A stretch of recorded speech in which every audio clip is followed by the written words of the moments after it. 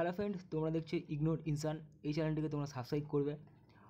আর আজকে যে টপিকটা আলোচনা করবো সেটা হচ্ছে জন ডাল্টনের পরমাণুবাদের তথ্য। এটাকে নিয়ে সম্পূর্ণ অ্যানালাইসিস করবো ডিটেলসে, তোমাদেরকে বোঝানোর চেষ্টা করবো। ঠিক আছে, তোমরা স্ট্রিক্টলি বোঝার চেষ্টা করো কী বলতে চাইছি, কী বোঝাতে চাইছি। এই টপিক থেকে কিন্তু চাকরি পরীক্ষায় কিন্তু বহুত প্রশ্ন আসে। ঠিক আছে, এটাকে নিয়ে আজকে আমি অ্যানালাইসিস করছি। ঠিক আছে, তো তোমরা স্ট্রিক্টলি ভিডিওটা পুরোটা দেখার চেষ্টা করো আর বোঝার চেষ্টা করো।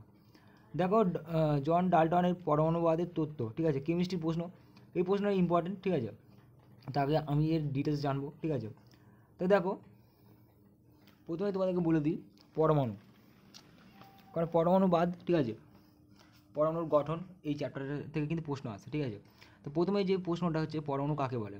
তা প্রথমে বলে দিই যে পরমাণু বলতে এটাই, প্রত্যেক মৌলিক পদার্থ অসংখ্য অতি ক্ষুদ্র অবিভাজ্য নিরেট কণা দিয়ে গঠিত। এই ক্ষুদ্র কণার নাম পরমাণু বা অ্যাটম। বোঝা গেল? এবার প্রশ্ন হচ্ছে এটাই যে জন ডাল্টনের পরমাণুবাদের তত্ত্ব বা পরমাণুবাদটি আলোচনা করো। এটা কিন্তু ইম্পর্টেন্ট একটা প্রশ্ন, কেমিস্ট্রি প্রশ্ন। ঠিক আছে, তো পরমাণুবাদের কী বিষয়টা আমি বলে দিই। দেখো, প্রত্যেক মৌলিক পদার্থ অসংখ্য অতি ক্ষুদ্র অবিভাজ্য নিরেট কণা দ্বারা গঠিত। এই ক্ষুদ্র কণার নাম পরমাণু। 2 নম্বরে কী বলা যেতে পারে, কোনো প্রক্রিয়ার দ্বারা পরমাণুর সৃষ্টি করা যায় না বা ধ্বংস করা যায় না। পরমাণু অবিনশ্বর ও অবিভাজ্য। 3 নম্বরে বলা যায় একই মৌলের পরমাণুগুলির ধর্মে ও ওজনে অভিন্ন, আর বিভিন্ন মৌলের পরমাণুগুলির ধর্মে ও ওজনে বিভিন্ন। রাসায়নিক বিক্রিয়ায় বিভিন্ন মৌলের পরমাণুগুলির পূর্ণসংখ্যা সরল অনুপাতে যুক্ত হয়ে যৌগ গঠন করে। পরমাণু অবিভাজ্য বলে এই অনুপাত কখনো ভগ্নাংশ হয় না। এটা ডাল্টন বলছে। ডাল্টন নিজস্ব তথ্যে কিন্তু এটা কিন্তু সম্পূর্ণ বলে গেছে। তাই উদাহরণ হিসাবে ডাল্টন এটাও বলছে যে যেমন জল, H2O জল, হাইড্রোজেনের সাথে হাইড্রোজেন প্লাস অক্সিজেন যুক্ত হয়ে জল উৎপন্ন হবে। তাই এই বিক্রিয়ায়, ঠিক আছে, 2:1 অনুপাত হবে। মানে কি, হাইড্রোজেন এবং অক্সিজেন পরমাণুর অনুপাত হচ্ছে 2:1। এটি পূর্ণসংখ্যার একটা সরল অনুপাত। আবার কার্বন ডাইঅক্সাইডের সাথে কার্বন ডাইঅক্সাইড উৎপন্ন হবে, মানে কার্বন ডাইঅক্সাইড যেমন যৌগ তৈরি হচ্ছে, কার্বনের সাথে অক্সিজেন যুক্ত হয়ে উৎপন্ন হচ্ছে carbon dioxide, CO2 carbon dioxide, আর এর অনুপাত হচ্ছে 1:2 হবে। ঠিক আছে, এবার এটা হচ্ছে একটা সরল অনুপাত। এটা হচ্ছে মেন ব্যাপার হচ্ছে যে ডাল্টনের পরমাণুবাদটা কী, যেটা এই 5টা পয়েন্ট এখনই বললাম, এটা হচ্ছে পরমাণুবাদ। এবার এখান থেকে এই প্রশ্নটাই ইম্পর্টেন্ট প্রশ্ন, ডাল্টনের পরমাণুবাদের ভুল বা ত্রুটিগুলি আলোচনা করো। ভুল কি আছে, ভুলের মধ্যে অনেক পয়েন্ট আছে, ভুল আছে। এই প্রশ্নটাই ইম্পর্টেন্ট প্রশ্ন, ভুল।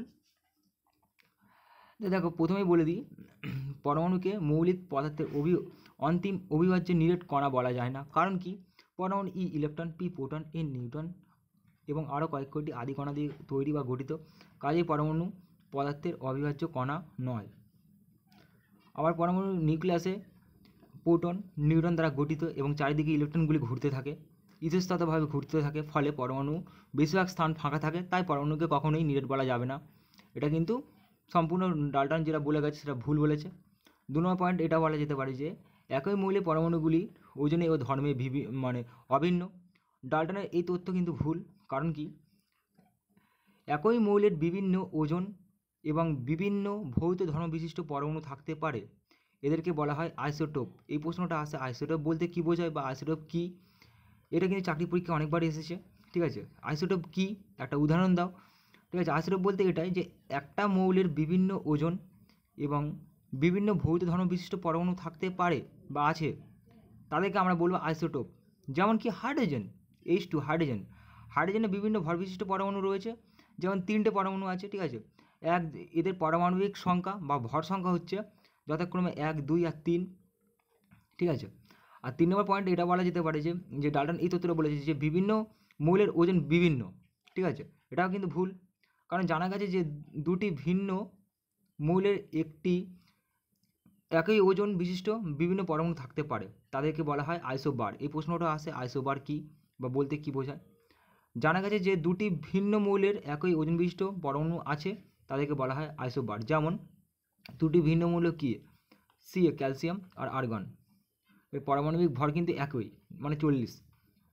ঠিক আছে, এটা কিন্তু ইম্পর্টেন্ট প্রশ্ন যে একটা আইসোবারের উদাহরণ দাও, উত্তর হবে ক্যালসিয়াম আর আর্গনও বললেও হবে, কারণ এদের ভর সংখ্যা কিন্তু একই, মানে 40। তো এখান থেকে বুঝতে পারছি মানে অনেক ভিতর থেকে প্রশ্ন, এগুলো অ্যানালাইসিস করছি। দেখো অপশান ডিতে মানে 4 নম্বর পয়েন্টে আবার ডাল্টনের পরমাণুবাদের ধারণা অনুযায়ী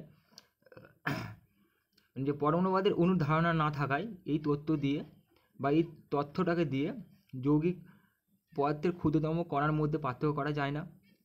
5 নম্বর পয়েন্টে এটা হচ্ছে ডাল্টনের পরমাণুবাদ দিয়ে গেলুসাকের সূত্র আয়তন ব্যাখ্যা করা যায় না বা সম্ভব নয়। এটা কিন্তু ডাল্টন কিন্তু সম্পূর্ণ ভুল বলে গেছে, সেটাকে নিয়ে অ্যানালাইসিস করলাম, কী কী ভুল সেটাকেও বললাম, ঠিক আছে। এবার এখান থেকে যে ইম্পর্টেন্ট টপিক হচ্ছে এটাই, পরমাণুর উপাদান কী কী, পরমাণুর কটি উপাদান আছে, কী কী, এই প্রশ্নটা আসে। পরমাণু সাধারণত 3টি উপাদান আছে, ই ইলেকট্রন, পি প্রোটন আর এন নিউট্রন। এখান থেকে খুব প্রশ্ন আসে, ইলেকট্রন প্রোটন নিউট্রন থেকে প্রশ্ন আসে, বহুত প্রশ্ন আসে, ঠিক আছে। ইলেকট্রন কণা, ই মানে কি ইলেকট্রন, ইলেকট্রনের সংকেত হচ্ছে ই, ইলেকট্রন, পি প্রোটন আর এন নিউট্রন। ইলেকট্রন কণা হচ্ছে নেগেটিভ তড়িৎগ্রস্ত কণা। এবার এখান থেকে প্রশ্ন আছে কোন কণা নেগেটিভ তড়িৎগ্রস্ত, তোমরা বুঝে গেলে ইলেকট্রন কণা নেগেটিভ তড়িৎগ্রস্ত কণা হবে, আর প্রোটন কণা কিন্তু পজিটিভ তড়িৎগ্রস্ত, প্রোটন মানে পজিটিভ, ঠিক আছে। আর নিউট্রন কণা কিন্তু নিস্তড়িত তড়িৎগ্রস্ত কণা। এখান থেকে প্রশ্ন আছে কোন কণা নিস্তড়িত, প্রশ্নটা আসে, উত্তরটা হবে নিউট্রন কণা। আর যদি বলে যে কোন পরমাণুতে নিউট্রন থাকে না, এই প্রশ্নের উত্তরটা কিন্তু হাইড্রোজেন পরমাণু হবে, হাইড্রোজেন পরমাণুতে কিন্তু নিউট্রন থাকে না। এটা কিন্তু খুব গুরুত্বপূর্ণ একটা ইম্পর্টেন্ট প্রশ্ন বন্ধুরা, যে কোন পরমাণুতে নিউট্রন থাকে না, ঠিক আছে। উত্তরটা হবে হাইড্রোজেন পরমাণু বা H11 বা পোটিয়াম বললেও হবে সঠিক উত্তর, ঠিক আছে। কোন পরমাণুতে নিউট্রন থাকে না, হাইড্রোজেন পরমাণুতে বা H11 বা পোটিয়াম। একটি নিশ্চিত কণার নাম উল্লেখ করো, ঠিক আছে। এটি নিশ্চিত কণার নাম হচ্ছে নিউট্রন কণা, ঠিক আছে, নিশ্চিত কণা। তাই নিউট্রন কণার চার্জ বা আধান হবে 0 বা 0, ঠিক আছে। আর একটি পজিটিভ তড়িৎগ্রস্ত কণার নাম কি, প্রোটন, ঠিক আছে। মেন টপিকে ফিরে আসি, ঠিক আছে। এখান থেকে এই প্রশ্নগুলো আসে, গুরুত্বপূর্ণ প্রশ্ন, সেটাকে অ্যানালাইসিস করছি। দেখো বন্ধুরা শর্ট প্রশ্নগুলো কী কী আছে, শর্ট প্রশ্নগুলো হচ্ছে এটাই। দেখো এই প্রশ্নটা খুব আসে, সিজিএস এককে একটি প্রোটন সংখ্যার ব্যাস কত। সিজিএস এককে একটি প্রোটন সংখ্যার ব্যাস হচ্ছে 2.4 × 10⁻⁻13 সেন্টিমিটার। আর এসআই এককে একটি প্রোটনের ব্যাস হচ্ছে 2.4 × 10⁻15 মিটার। একটি নেগেটিভ তড়িৎগ্রস্ত কণার নাম কি, একটি নেগেটিভ তড়িৎগ্রস্ত কণার নাম হচ্ছে ইলেকট্রন, আমি বলে দিলাম, ঠিক আছে। আর ইলেকট্রন কণার চার্জ বা আধান কত, আধান হচ্ছে 1.602 × 10⁻19 কুলম। আর সিজিএস একক এবং এসআই এককে একটি ইলেকট্রনের ব্যাস কত হবে, ঠিক আছে। ইলেকট্রনের ব্যাস হবে হচ্ছে সিজিএস এককে হবে 5.6 × 10⁻13, আর ইলেকট্রনের ব্যাস হবে 5.6 × 10⁻15 কুলম এই সেন্টিমিটার। গুরুত্বপূর্ণ ইম্পর্টেন্ট প্রশ্ন হচ্ছে এটাই বন্ধুরা। দেখো কোন বিজ্ঞানী নিউটন কণা আবিষ্কার করেন, এই প্রশ্নটা গুরুত্বপূর্ণ প্রশ্ন, চাকরি পরীক্ষা আসে। কোন বিজ্ঞানী নিউটন কণা আবিষ্কার করেন, 1932 সালে ইংরেজ বিজ্ঞানী জেমস চ্যাডউইক সর্বপ্রথম কিন্তু নিউটন কণা আবিষ্কার করেন, ঠিক আছে। আর এখান থেকে এই প্রশ্নটা গুরুত্বপূর্ণ আসে, এই পরীক্ষায় আসে, কোন কণা পরমাণুর ভর বাড়ায়, এমন একটা কণার নাম লেখো যেই কণা কিন্তু পরমাণুর ভরটাকে বাড়িয়ে দেবে, নাম কি, ঠিক আছে। নিউটন কণা কিন্তু পরমাণু কিন্তু ভরটাকে বাড়াবে, কারণ নিউটন কণা হচ্ছে নেগেটিভ তড়িৎগ্রস্ত কণা, ঠিক আছে, এটা মাথায় রাখবে সর্বদা। নেক্সট পয়েন্টে ফিরে আসি, এই প্রশ্নগুলো ইম্পর্টেন্ট। একটি ইলেকট্রনের চেয়ে একটি প্রোটন কত গুণ ভারী, 1836 গুণ ভারী। আর যদি বলে একটি ইলেকট্রনের থেকে একটি নিউটন কত গুণ ভারী, 1839 গুণ ভারী হয়। এটাই ইম্পর্টেন্ট প্রশ্ন, চাকরি পরীক্ষা এসছে। কোন বিজ্ঞানীর তত্ত্বানুসারে পরমাণুকে অনেকটা সৌরজগতের মতো দেখতে হয়, কোন বিজ্ঞানী এটা সর্বপ্রথম ফার্স্ট টাইম বলে, উত্তরটা হচ্ছে রাদারফোর্ড তার তথ্যে সম্পূর্ণ এটা বলেছে যে সৌরজগৎকে, পরমাণুকে অনেকটা সৌরজগতের মধ্যে দেখতে লাগে, ঠিক আছে। এবার পরমাণুর গঠন সম্পর্কে তত্ত্ব মানে কি, পরমাণুর দুটি অংশ আছে, প্রশ্ন এখান থেকেই আসে যে পরমাণুর কটি অংশ আছে, কটি অংশে, দুটি অংশ, একটার নাম হচ্ছে নিউক্লিয়াস বা পরমাণু কেন্দ্রক, আর 2 নম্বর হচ্ছে নিউক্লিয়াসের বাইরে ইলেকট্রন মহল হবে, ঠিক আছে, দুটি কক্ষ আছে। এই প্রশ্নটা আসে, একটি আইসোটোপের উদাহরণ দাও, উত্তরটা কী হবে, আমি আগেই বলেছি আইসোটোপ বলতে হাইড্রোজেন, H11 বা পোটিয়াম বা সাধারণ হাইড্রোজেন, তার মধ্যে কিন্তু নিউটন থাকে না, ঠিক আছে। একটি নিউটন বিহীন পরমাণুর নাম উল্লেখ করো, উত্তরটা হচ্ছে হাইড্রোজেন পরমাণু বা পোটিয়াম হবে, ঠিক আছে।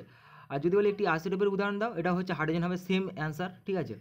এখান থেকে এই প্রশ্নটা গুরুত্বপূর্ণ প্রশ্ন, ক্যাটায়ন কাকে বলে, অ্যানায়ন কাকে বলে, উদাহরণ দাও। ঠিক আছে, আইসি ইলেকট্রনিক কী বা বলতে কী বোঝায়, উদাহরণ দাও। এই প্রশ্নগুলো কিন্তু গুরুত্বপূর্ণ। ঠিক আছে, যেমন ক্যাটায়ন কী, ক্যাটায়ন ব্যাপারটা বলে দিই তোমাদেরকে, যেটা পজিটিভ, মানে পজিটিভ তৈরিগ্রস্ত পরমাণুকে আমরা কী বলবো, ক্যাটায়ন বলবো। সিম্পল একটা ব্যাপার। ঠিক আছে, পজিটিভ তৈরিগ্রস্ত পরমাণুকে ক্যাটায়ন বলা হবে। ঠিক আছে, কোনো পরমাণুর মানে অর্থাৎ কি, কোনো পরমাণু ওর বাইরের কক্ষ থেকে এক বা একাধিক ইলেকট্রন বর্জন করে প্লাস পজিটিভ তৈরিগ্রস্ত হয়ে ক্যাটায়ন উৎপন্ন করবে, তাকে বলবে সম্পূর্ণ, তাকে বলা হবে যে ক্যাটায়ন। আর অ্যানায়ন বলতে মানে নেগেটিভ তৈরিগ্রস্ত, মানে মাইনাসের দিক থেকে যাবে, অর্থাৎ কি, মানে পরমাণুর সবচেয়ে বাইরের কক্ষে এক বা একাধিক ইলেকট্রন গ্রহণ করে, যে বর্জন করবে তাকে বলবে ক্যাটায়ন, আর যে গ্রহণ করবে, ইলেকট্রন গ্রহণ করবে, তাকে বলা হবে অ্যানায়ন। ঠিক আছে, আর যে মাইনাস, যেমন হচ্ছে অক্সিজেন প্লাস হচ্ছে 2 ইলেকট্রন বর্জন মানে গ্রহণ করলে তখন উৎপন্ন হবে অক্সিজেন -2 হবে। ঠিক আছে, মানে এই -2 অক্সিজেন, এটাকে বলা হবে আইসো ইলেকট্রনিক। এই বিষয়টা আসে। এবার এখান থেকে এই প্রশ্নটা গুরুত্বপূর্ণ যে আইসো ইলেকট্রনিক বলতে কী বোঝায় বা সংজ্ঞা দাও।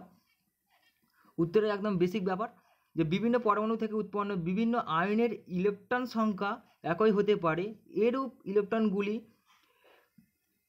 ইলেকট্রনযুক্ত আয়নগুলিকেই বলা হবে আইসো ইলেকট্রনিক। আর এক কথায় আমরা বলতে পারি যে অক্সিজেনের সাথে যদি ইলেকট্রন যখন মানে যুক্ত হচ্ছে, তখন অক্সিজেন উৎপন্ন হবে।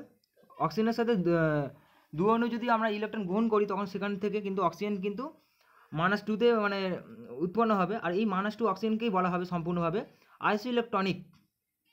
মানে কি, বিভিন্ন পরমাণু থেকে উৎপন্ন বিভিন্ন আয়নের ইলেকট্রন সংখ্যা একই হতে পারে, এরকম সম ইলেকট্রনযুক্ত আয়নগুলিকেই বলা হবে কিন্তু আইসো ইলেকট্রনিক। উদাহরণ বলতে অক্সিজেন -2, Na+, অ্যালুমিনিয়াম +3, ম্যাগনেসিয়াম +2, এগুলোকেই বলা হবে কিন্তু আইসো ইলেকট্রনিক। কারণ মানে যেমন হচ্ছে আয়নের প্রত্যেকটাতে 10টি করে ইলেকট্রন আছে। ঠিক আছে, এই বিষয়টাকে আমি পর্যায় সারণীর এই বিষয়টাকে কিন্তু আমি পরে টপিকে আলোচনা করছি, অসুবিধার কিছু নেই। গাইস, মোটামুটি তোমাদেরকে বোঝানোর চেষ্টা করলাম। ঠিক আছে, এখান থেকে এই যে টপিকটা আমি যেটা আলোচনা করলাম পরমাণু, ঠিক আছে, ডাল্টনের পরমাণুবাদের তথ্য, তারপর কী ভুল আছে সেটাকে নিয়ে বললাম। ঠিক আছে, এবার এখান থেকে যে প্রশ্নগুলো আসে, আইসো ইলেকট্রনিক, তারপর তোমার আইসো বার কাকে বলে, আইসোটোপ কাকে বলে, উদাহরণ দাও, এই প্রশ্নগুলো কিন্তু আসে। ঠিক আছে, নিউটন কণা কী আবিষ্কার করে, এখান থেকে প্রশ্ন আসে। ঠিক আছে, এবার ইলেকট্রন, প্রোটন, নিউট্রন, সেই টপিকটাকে নিয়ে মানে অ্যানালাইসিস করলাম। ঠিক আছে, কোন পরমাণুতে নিউট্রন থাকে না, এটা ইম্পর্টেন্ট একটা প্রশ্ন। হাইড্রোজেন পরমাণুতে নিউট্রন থাকে না। ঠিক আছে, নিস্তরিত কণার নাম কি, এগুলোও ইম্পর্টেন্ট প্রশ্ন। ঠিক আছে, এইগুলো কিন্তু চাকরি পরীক্ষায় কিন্তু খুঁটে কিন্তু প্রশ্নগুলো আসে। ঠিক আছে, বিশেষ করে ডিটেলস যে জানবে সে কিন্তু পরীক্ষা লিখতে পারবে। ঠিক আছে, যে ডিটেলস জানবে না সে কিন্তু পরীক্ষা কিন্তু অতটা পারবে না। ঠিক আছে, তো কারণ কনফিউশন টাইপসের কিন্তু অপশান দেবে চাকরি পরীক্ষা, তোমরা বুঝতে পারছো। তো গাইজ, তোমাদেরকে আমি বলে দিই যে তোমরা অবশ্যই মানে আমাদের এই চ্যানেলটিকে সাবস্ক্রাইব করে রাখো, কারণ আমরা ফের নেক্সট ভিডিওতে ফিরছি। কোনো অসুবিধা থাকলে কমেন্ট বক্সে কমেন্ট করে জানাবে। ঠিক আছে, আমাকে অ্যাজ এ ফ্রেন্ড ভাবতে পারো, অসুবিধার কিছু নেই। তোমরা যারা দেখছো দেখার জন্য ধন্যবাদ। Thanks for watching this video.